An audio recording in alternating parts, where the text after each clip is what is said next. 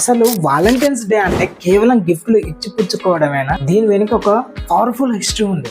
అదేంటో మీకు చెప్తే వినండి.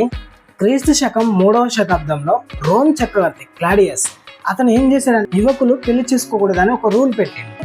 పెళ్లి చేసుకుంటే వాళ్ళు యుద్ధం సరిగా చేయలేరని అతని నమ్మకం. అయితే అప్పుడే అందులోని ఒక చర్చ్ ఫాదర్ లేదా పాస్టర్ అంటారు కదా, అతని పేరు సెయింట్ వాలంటైన్. ఆ వ్యక్తి ఇది అన్యాయం అని భావించి ఈ ప్రేమికులు ఉంటారు కదా, వాళ్ళని ఏం చేసిండు, రహస్యంగా పెళ్లి చేయడం ప్రారంభించిండు. ఈ విషయం చక్రవర్తికి తెలిసిండు. అతను ఏం చేసిండు, ఇతను జైల్లో వేసిండు, మరణశిక్ష కూడా విధించాడు. అయితే సెయింట్ వాలంటైన్ జైల్లో ఉన్నప్పుడు వాలంటైన్ తన జైలర్ కూతురికి ఒక లేఖ రాస్తూ చివర్లో ఫ్రమ్ యువర్ వాలంటైన్ అని సంతకం చేశాడు. ఫిబ్రవరి 14న ఆయన్ని ఉరి తీశారు. ఆయన త్యాగానికి గుర్తుగానే ఈరోజు ప్రేమికుల రోజుగా మారింది.